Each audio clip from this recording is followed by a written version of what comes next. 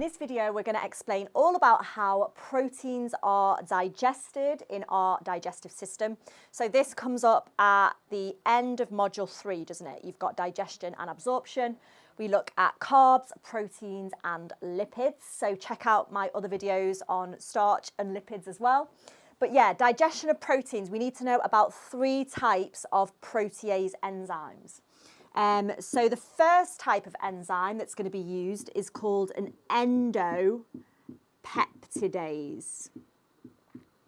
And we need to know specifically which type of peptide bonds endopeptidases hydrolyze. And notice the language that I'm using. I'm using the word hydrolysis and I'm talking about the peptide bonds. This is really important for A level. We're not just going to say they break the bonds because that's not going to get us any marks. So endopeptidase enzymes, they hydrolyze peptide bonds in the middle of a polypeptide. Okay, so here's my polypeptide, here's my sequence of amino acids. I'm going to hydrolyze or break this peptide bond here. So that would be what an endopeptidase is. Remember, endo kind of means in, right? So think of it like that. It's in the middle, that peptide bond. And we're going to get marks for using words like hydrolyze, peptide bond, and for saying it's hydrolyzing the bond in the middle of the polypeptide. So an example of this would be like pepsin, which is an endopeptidase in the stomach, or trypsin, which is an endopeptidase produced by the pancreas.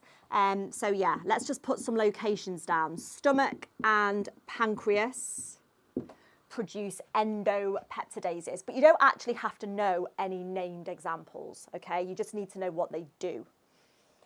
Right, after that, we're going to move on to digestion with exopeptidases.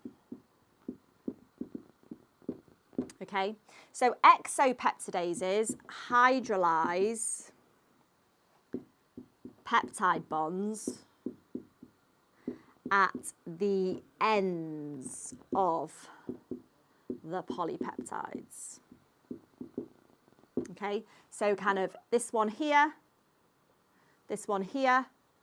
if you like. You could say removing terminal or single amino acids.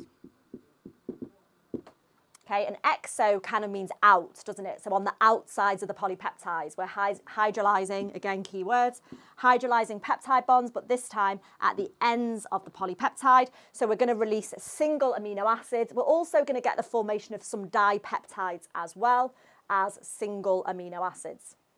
Now, these enzymes are produced by the pancreas and the small intestine. And there is a reason why we have the endopeptidases first in digestion. So endopeptidases come first in the stomach, and then exopeptidases are later on in the small intestine. The reason for this, which you could be asked in an exam, is if you use these endopeptidases first, which remember hydrolyze peptide bonds in the middle of the polypeptide, this creates more ends, or you can say more surface area for the exopeptidases to act on. Yeah?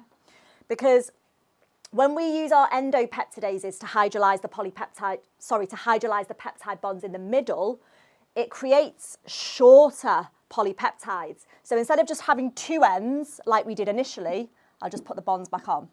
Initially, we only had 2 ends, but if endopeptidases are used first and they hydrolyze peptide bonds in the middle of the polypeptide, now we've got 1, 2, 3, 4 ends. So we've got more ends available for the exopeptidases to work on, or more surface area available. They can get to more of those terminal amino acids and hydrolyze those peptide bonds. So it does make the digestion of protein more efficient, having them in that order.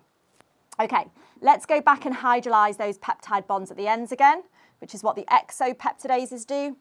And then we can get on to our third and final enzyme. We've got our dipeptidases, which, again, I'm going to repeat, hydrolyze peptide bonds.